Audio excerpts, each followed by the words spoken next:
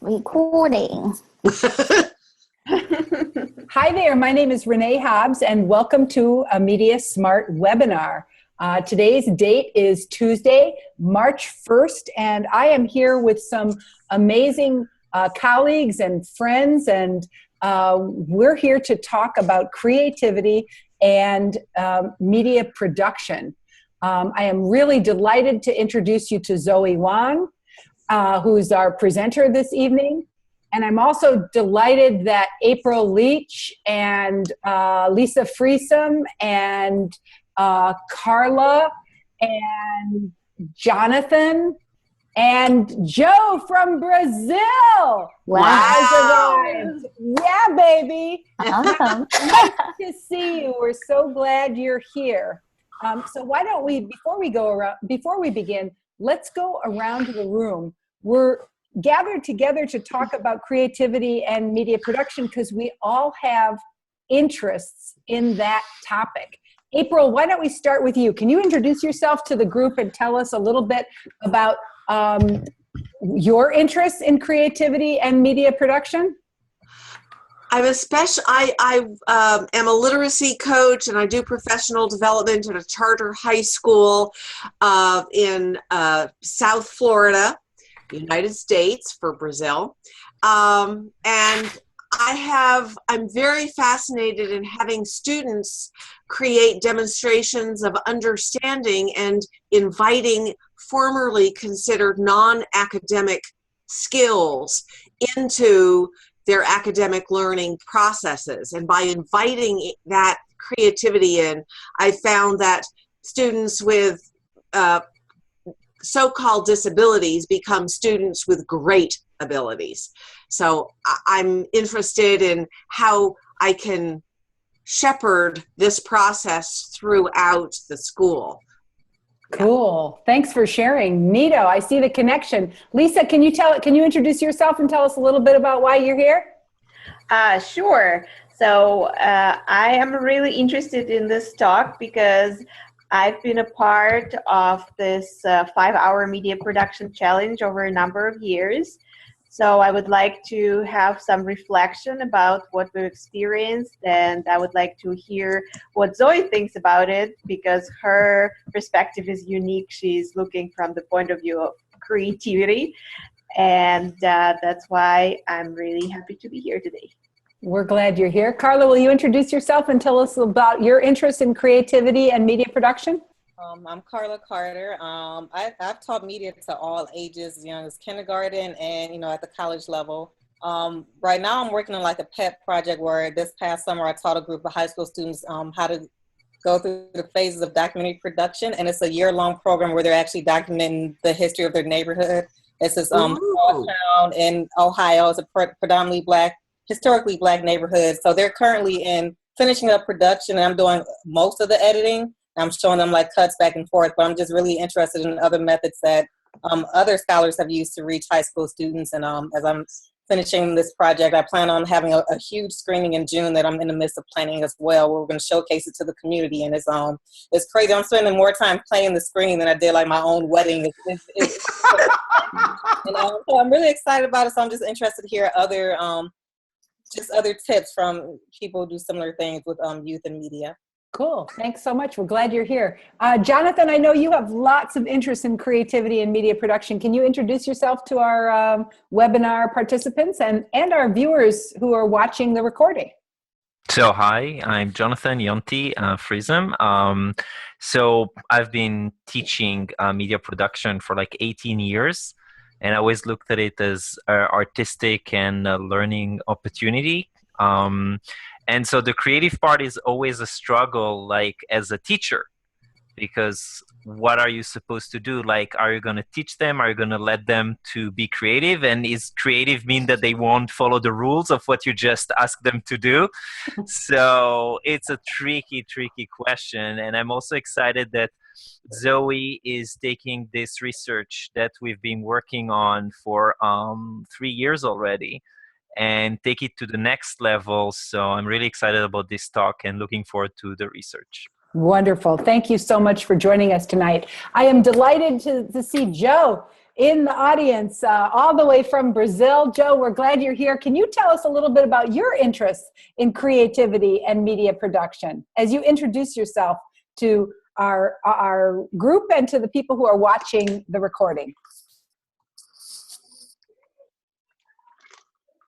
Uh-oh. Why are we not hearing you? Uh-oh. So we're not hearing you. Why are we not hearing you? Keep talking. Oh no. I hear a little kid. I think that might be Carla's little kid. Okay, Joe, we suggest you go, now talk.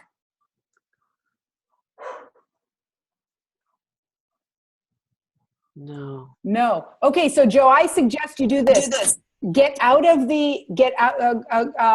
out and escape, and then come back in and join. Sometimes the second time your microphone picks up. So try that.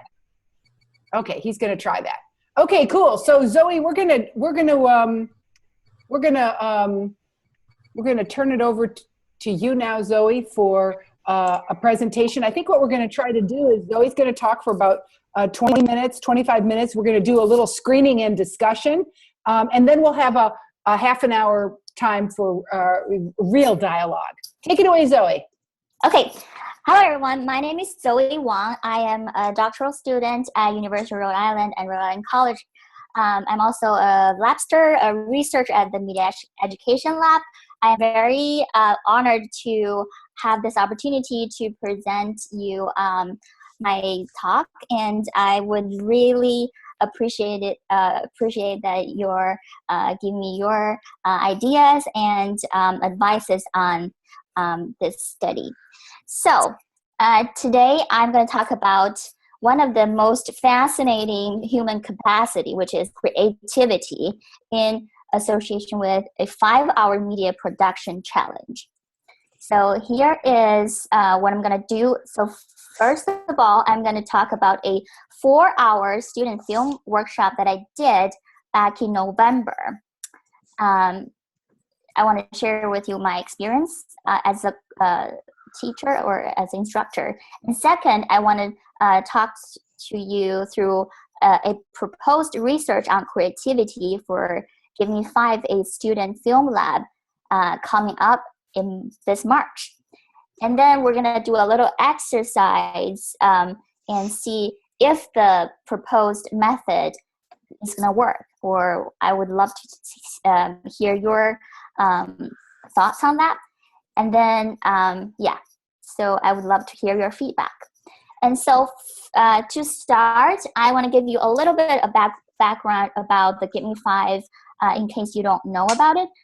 The Give Me 5 Rhode Island Youth Film Festival provides opportunities introducing media production as a collaborative fun, and provides creative and educational process to a diverse group of youth. So the participants, including high school age students, some of them have experiences, some don't. Anyway, the workshop, the Rhode Island Give Me 5 Teen Film Festival provides workshops for students, and the workshop is a place to explore how together young filmmakers can create and produce 1-minute videos to communicate a meaningful message to their target audiences. So the first thing on the agenda, I'm going to share with you my experience to work with the Cherry Hall High School student back in November. So on November 4th, it was a beautiful day. A group of 15 students from Cherry Hall High School, it's a regional Rhode Island high school.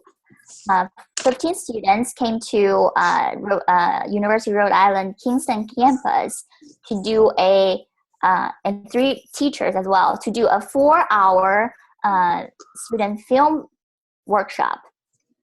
I was a instructor for them, and I gave them one assignment to make a 1-minute video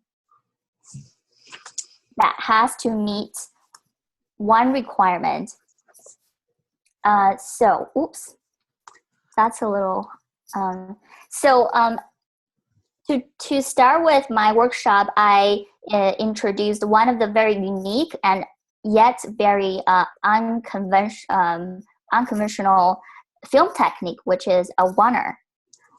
Because it was a very short workshop, and I think that the students will have a very intensive experience in creating a 1-minute film.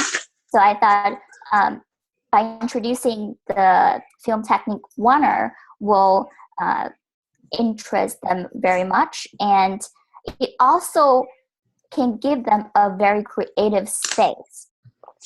So a oneer, as you may all know, is a long take. Basically, just shoot a scene without different shots.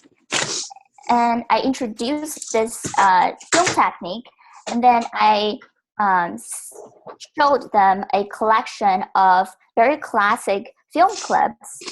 And by showing them, I asked them questions. What do you think the similarities and differences among those film clips? The students were very engaging, and they said, in this clip, this actors moved, that one, the camera moves and the cameras follows the actors, or they did a different angles of shots, or they had a cutaway. Okay, so after a very engaging discussion, I gave them an assignment that after the whole media production process, you're gonna have to make, you can be as creative as you are, but you have to make one type of oneer. And then we went through the brainstorming process where they draw their storyboards, and then the students as groups went out and shoot their footage, and then they came back to the lab and added their videos. And then we did a reflection section and see what they learned about it and how creative they think they were and what they wish they could do better. So we have 15 students. We have 5 groups, 3 in each group, and the students made a wonderful job. When I'm reflecting on myself, I think that, you know, with the time constraint, because we have limited time, we have 4 hours to let the student learn something new, to create their storyboard, to go out and improvise, and to shoot the footage, and to come back and to edit their videos. Maybe they have some technical problems and how they solve it. And at the end, by reflecting it, they can, you know, think creatively and critically think about their experiences on creating their media productions and learn from their experiences. Okay. And I also think that the assignments making a oneer is, on one hand, put a very strict constraint on their creativity. But on the other hand, when you think about it, you have to create something within this constraint that is posing a problem. And by solving this problem, you can come up with very creative ideas. So that is my experience with this workshop that I did. And this coming up Saturday and next weekend, we are going to have 2 greater workshops we would have more participants, we would have more coaches, we would have more structured workshops. So so using those great opportunities, I wanted to propose a research on the creativity with the 5-hour media production challenge. So just a courtesy of, background and context of the problem, because media production, as you all mentioned before, engage highly in creativity, and digital media provide infinite opportunities of creativity for students. And also, creative process in media production is very hard to measure. So how do we explore this? How do we measure the creativity, right? So this study the purpose of this study is to examine the potential creative interaction between teachers and students during the film production workshop, and to explore how teachers' creative pedagogy influence on students' creativity during the workshop. So when think about the media production, it is a very unique kind of educational setting. It's not simply teaching something or learning something. It's a very interactive process.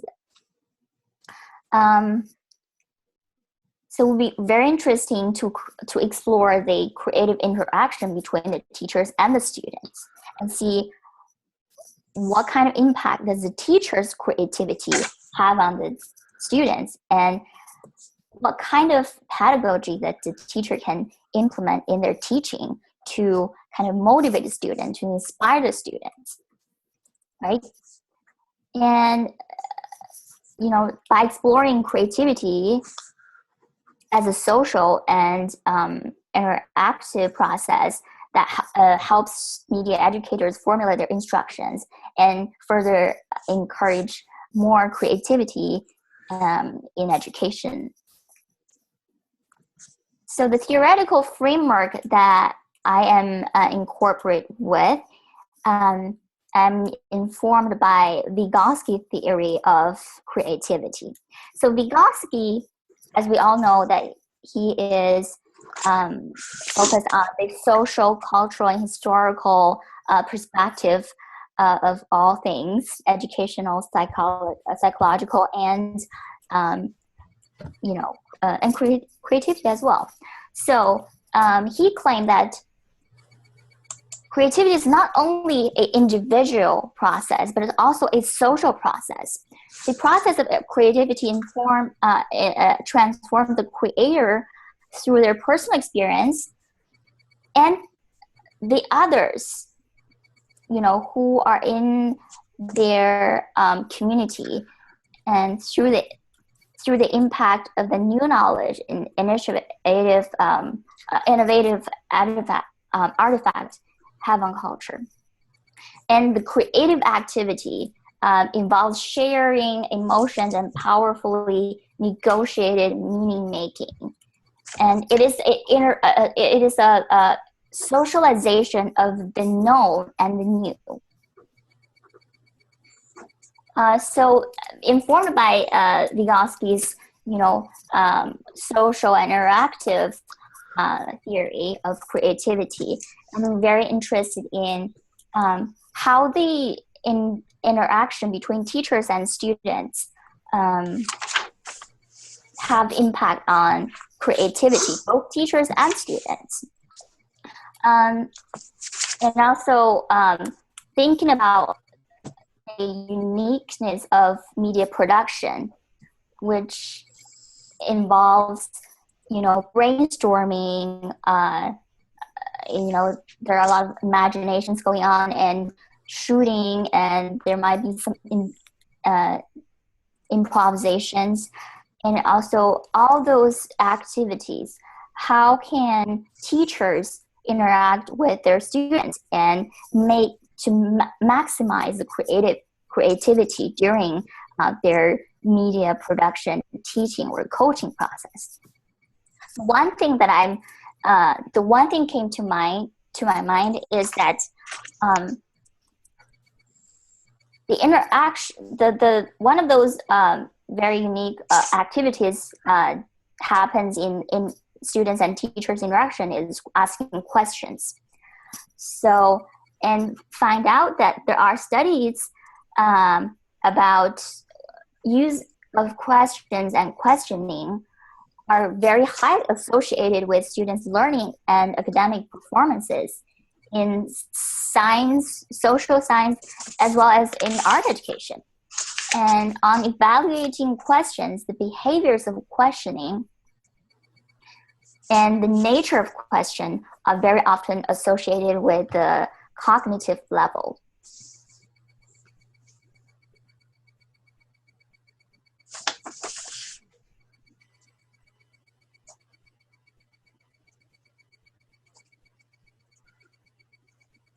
What happened to Zoe?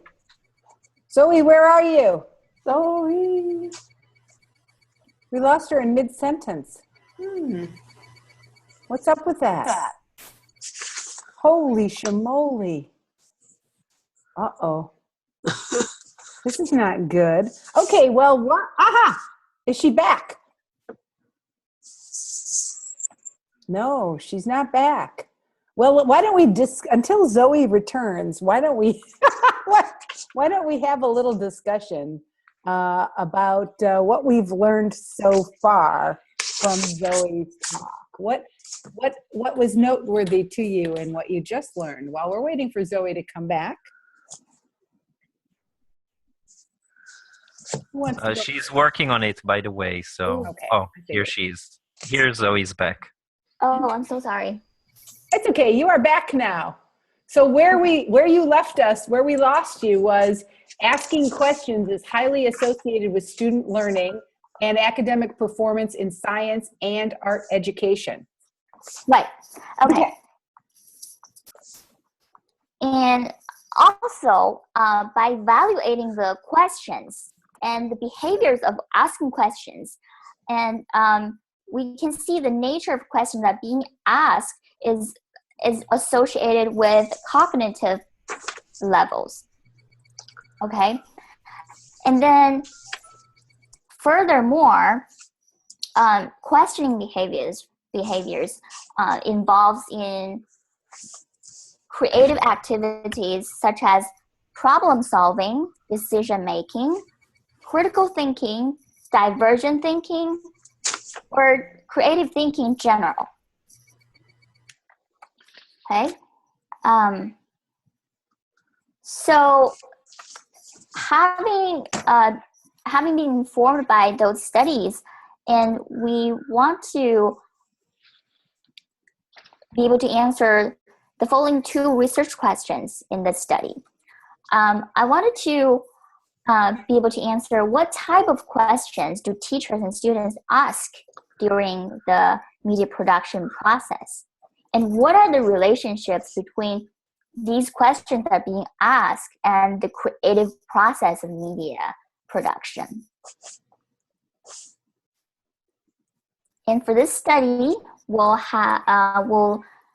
incorporate a qualitative multiple case study. We'll have this coming Saturday, we'll have 15 high school students and 5 coaches. Hopefully, we'll have 5 researchers as participants. The variables that we're specifically looking into, keep in mind that creativity is a very, very complicated and dynamic concept. So I'm thinking how we can measure the creativity.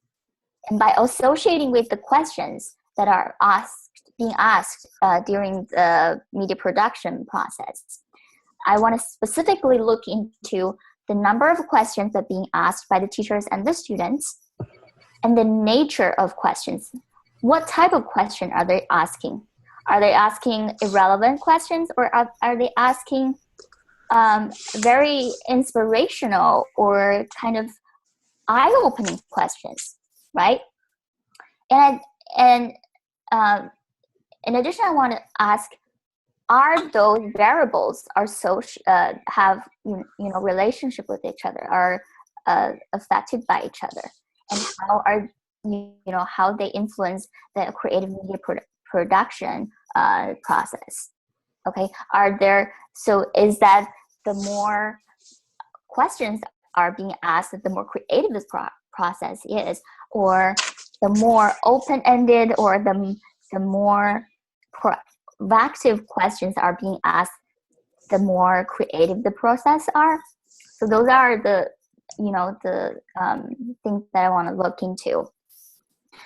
So the data source or data collection, I think I am posing a very much of intensive work on the researchers, but I would love to hear you guys thoughts on if that's doable or if that's valid data source. So I want to have researchers do the observation, and we want to have them to take observation notes. We want them to write down the numbers of questions they ask and type of content of questions, what questions that they're asking. And also we want to have interviews, both focus group interviews and what Jonathan called Think Out Loud protocols, kind of just asking them, what are you doing? What are you thinking? What does that mean throughout the process? And also, we want to collect the researchers via net, and also we want to have the committee members have an overall rating of those students' media productions. And maybe we'll do some questionnaires for them to ask them about some creativity related questions. So these are really I think it's too much data, or there's too much work for the researchers. I'd love to hear what you think. I like the Jonathan's thought on this is you can collect as much data as you can just to kind of validate your research, but that's a lot of work. So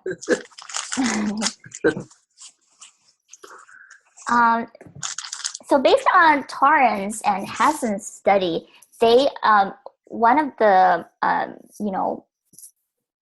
type of question that they're looking into is very interesting, and I think it's very valuable to inform the type of question that we want to look into. One is simple answer questions, or what they call factual questions. They say that those kind of questions shows less creative thinking process. So I think yes/no questions, or something that not relevant to the media production process, or just a question simply confirming what somebody said. So those type of questions are single answer questions, shows less creative thinking process. And the other one is divergent provocative questions. So what they define those questions, they consist basic aspirations, the projection of the self into a new world, a projection of the self into an objective or situation, a new object or situation. When thinking about that makes sense, in the media producing process. For example, when you are brainstorming, is some question being asked, bring your story to another stage? Or if a question being asked, bring some new idea that contributed to the story in this process, right? So, and also when question make use of you and rely upon personal experience, perceptions, opinion, attitude, or thought of an answer. A question that's seeking for an answer that considered solve-evolving questions that are considered divergent and provocative questions being asked, okay? So I'm just thinking out loud. I would think that you guys might have more or better ideas of what question might start with. For example, a question might start with what, why, how can we do this, right? Where do we do this? Who is involved in this? Or, for example, maybe we can do this, right? Or can we do this? Or how about this? Those are like very ideas that might potentially bring new ideas or bring the brainstorming or even, shooting into another or editing into another stage. Okay. Here, thanks to Jonathan, actually, I actually filmed this video. So, oops. I don't know if we can see this. Go back or go forward.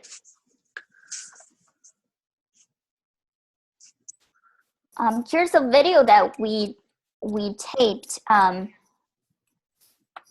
believe it was last year during a workshop. Is a brainstorming section. So how about Should we try to count the questions or record the questions, or what task do you want us to do? Yeah, I want you guys to see if you can record the questions, or if you can write down numbers of questions that are being asked. You guys think that's doable? Let's try. Well, yeah, well, let's try. Okay. I think because I shared the screen, so I cannot click on the link. What should I do this?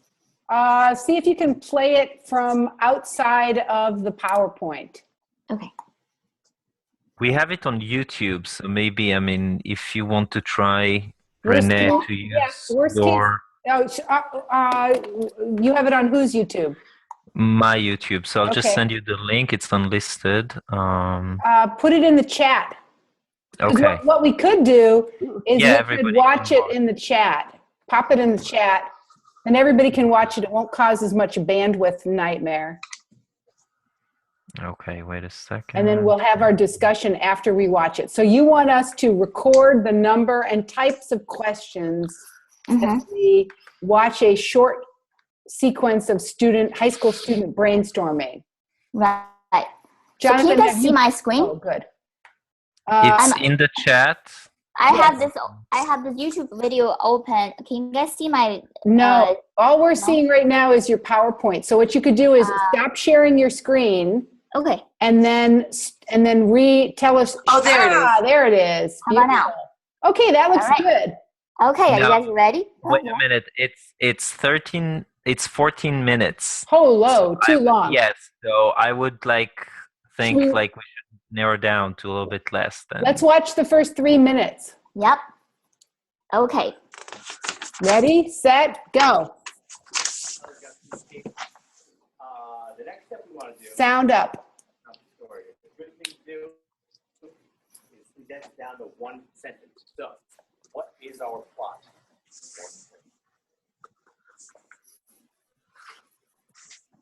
Stuff that I'm supposed to.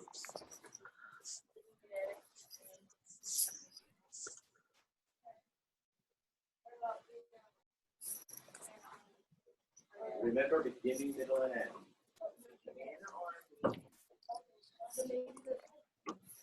Sometimes your end may be ambiguous, you don't really know how it ends. Sometimes you have it all locked up. Think about it. Go.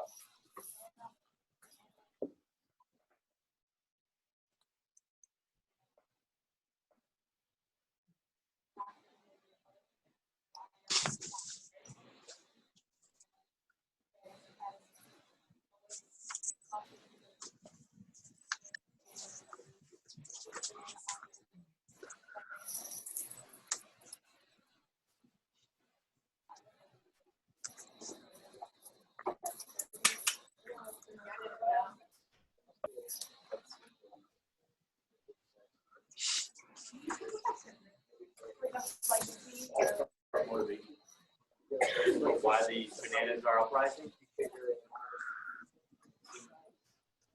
Like everyone eating bananas. Like how like bananas. Oh, yeah, that's something we can figure out as we're talking about it. But with dark, Syriana, some dark banana stuff. It's an army, so. Grab an evil banana, so that's what we gotta work. So what is our sentence? We trapped a movie executive in the elevator. There's actually a term for this, the elevator thing. You have trapped the movie executive in an elevator. You have one sentence to tell them your idea for the great movie. What is it? Can't press stop. So describe your banana movie.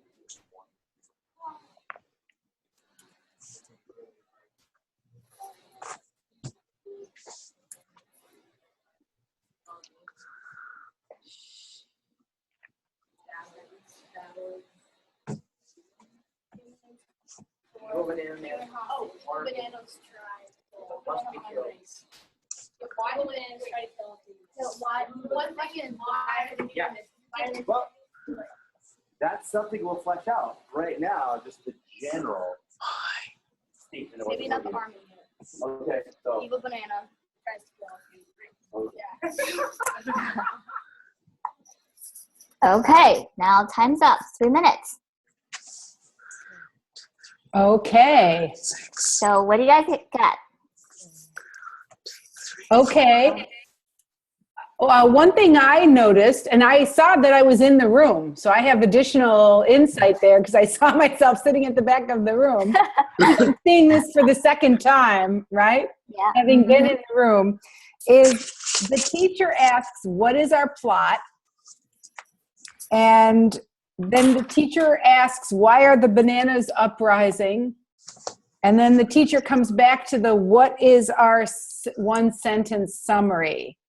So what I observed about the teacher's questions is he was trying to get the students to come to make some decisions. Right?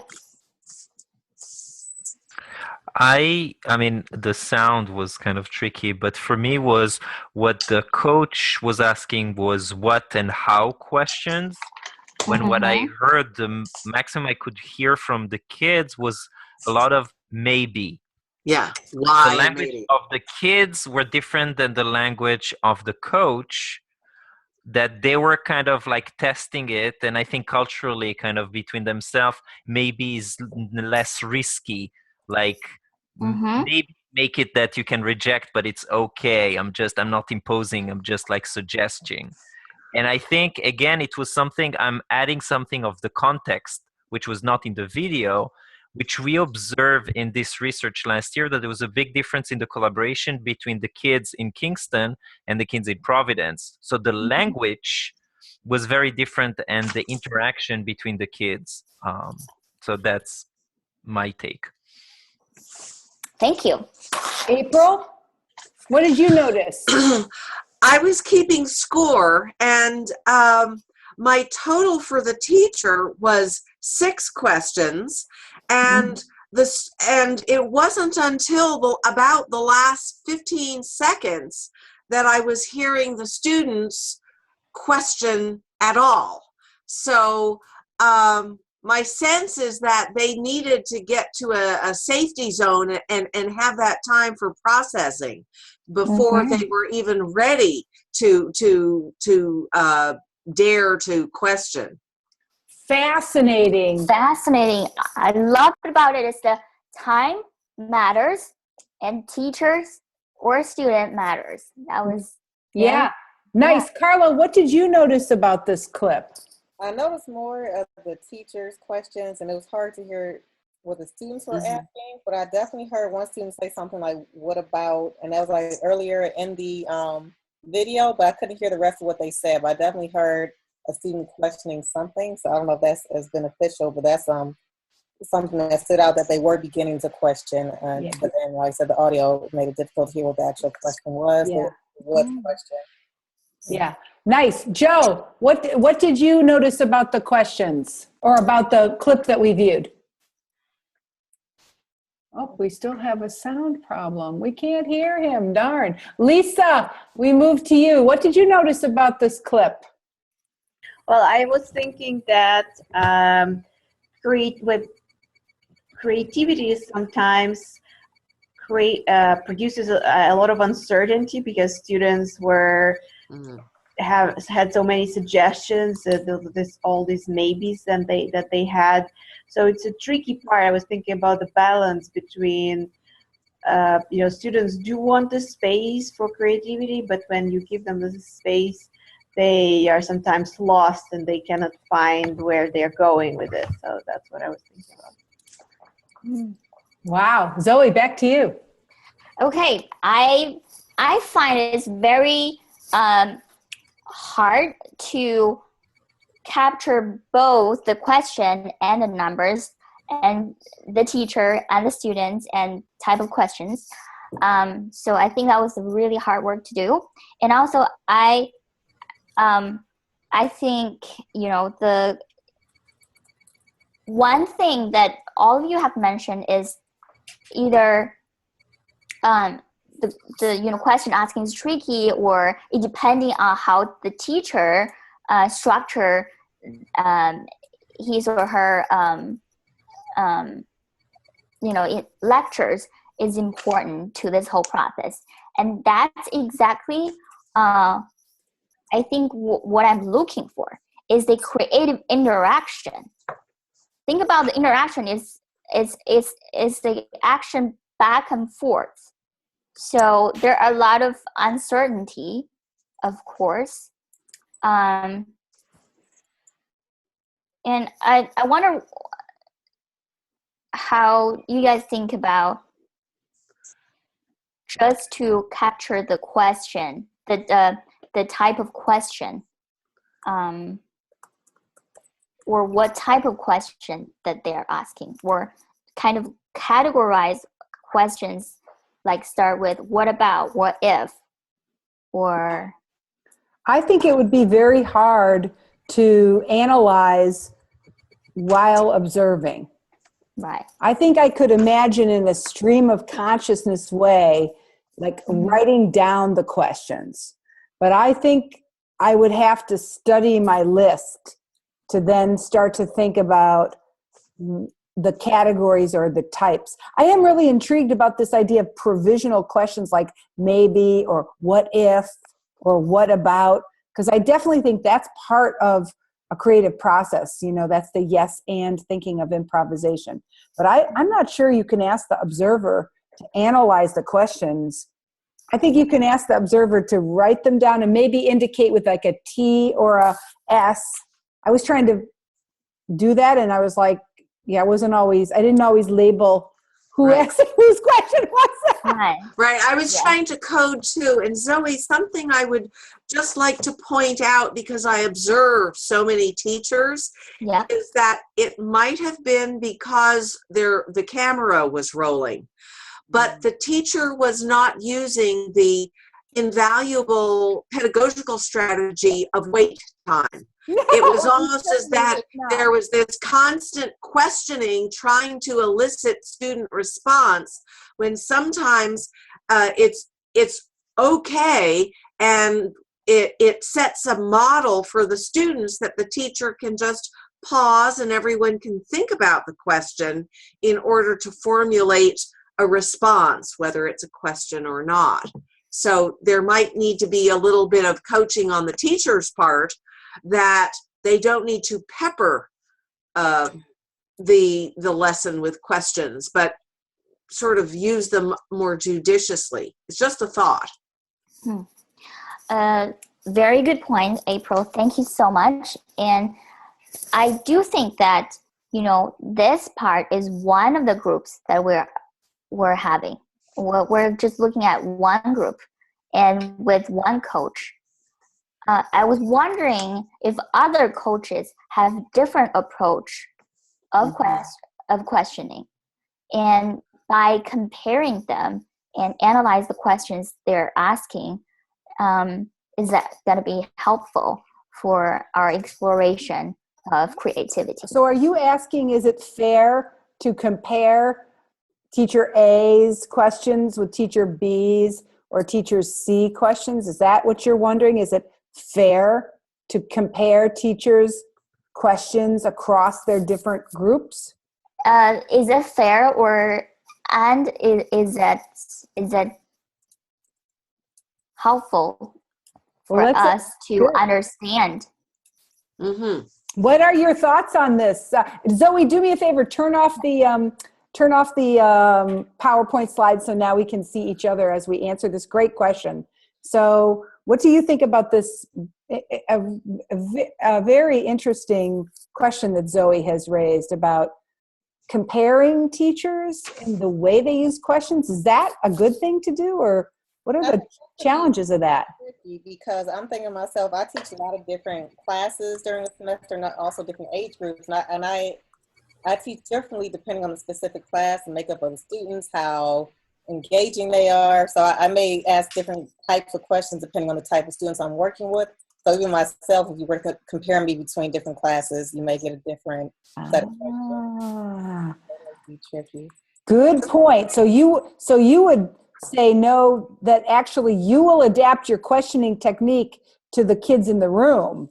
Yes. Oh yeah. But that's just my personal style. Like I adapt to every different group I'm teaching. So I know some teachers may not be as adaptable maybe or flexible. Right. Other thoughts on this? I think you got a good point, Carla, but also, as I said, we had a lot of differences between the urban workshop and the rural, more suburban workshop. And we're going to have differences anyway with context, and each one has 5 groups. So I think as we're not assessing the teaching, we're trying to look at creativity. So I would think that comparing is interesting to kind of see, like, I don't think efficiency, but to see how the teaching strategy impact. And it's always going to be context based because it's the different, but I think there is a value to comparing, because it's like we're talking about a practice which is media production in 5 hours. But the way and the technique are different to each one of those coaches, and we can see different results. And all the coaches that are going to do it in the urban are going to do it a week later in the suburban rural place.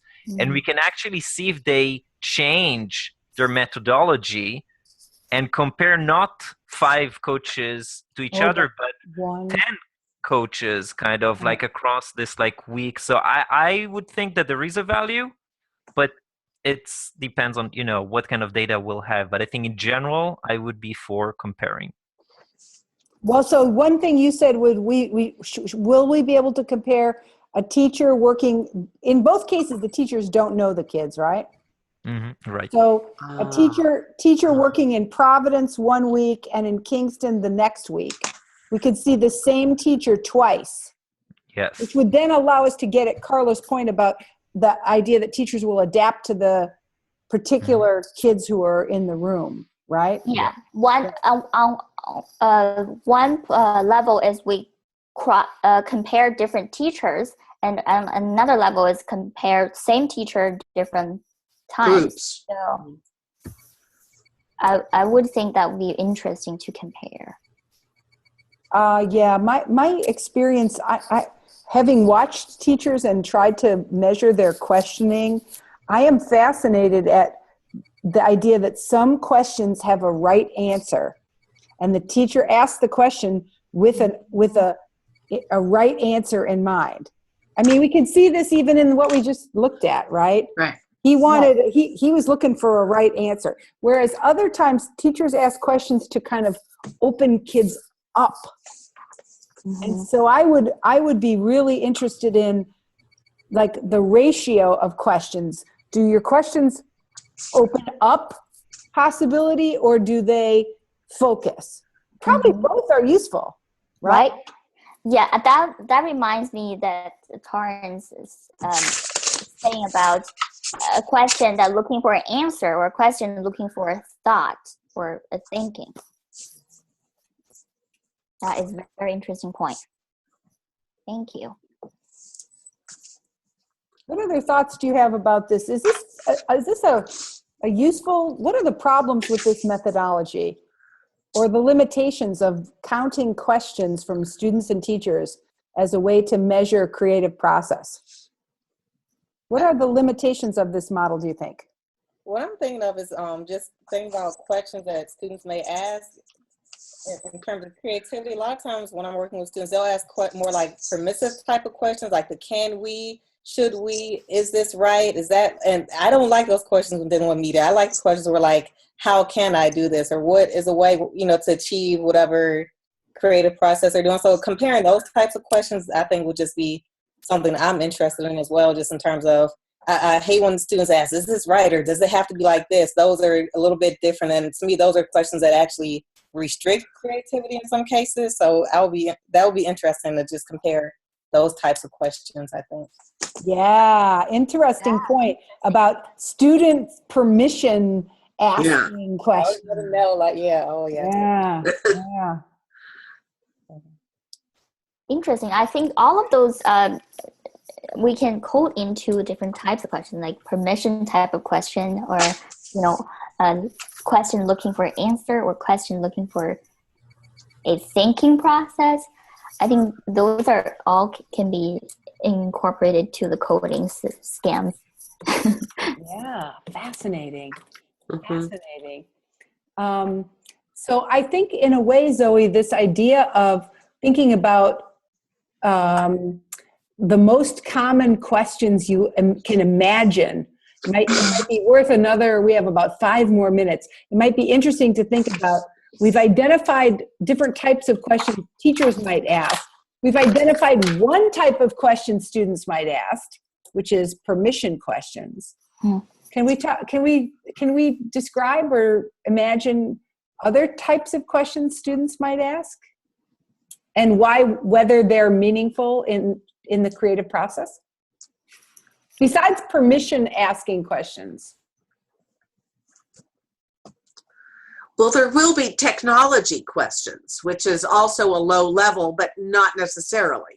Like, what can we actually do? How can we show this? What is the capacity of the technology tools we're using? Good.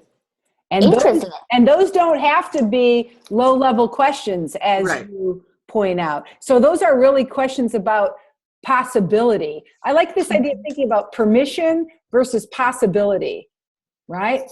Because possibility questions are kind of moving us into the what if, right? But what is the capacity of this technology is more like a possibility question than a permission question. And all the times, I think the coach might incorporate a lot of film techniques, which is kind of film making tricks.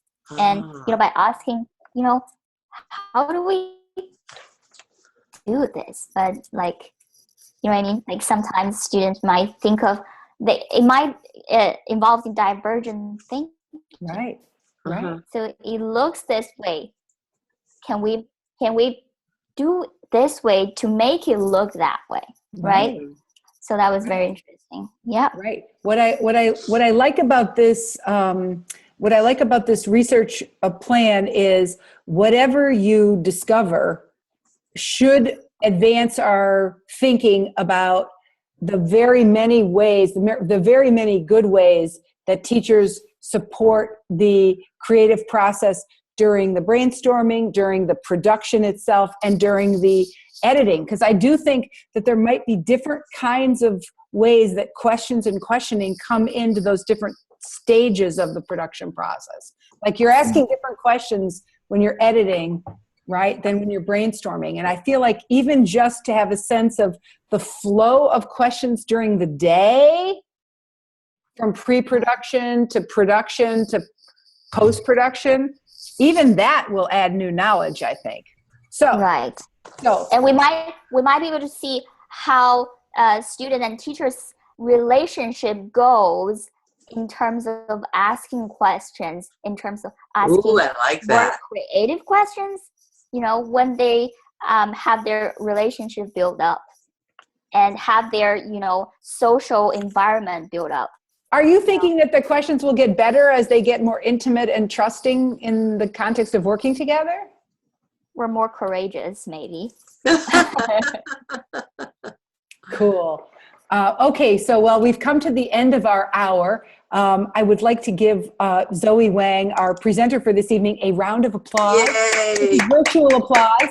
But we are so glad to have received your presentation tonight, Zoey.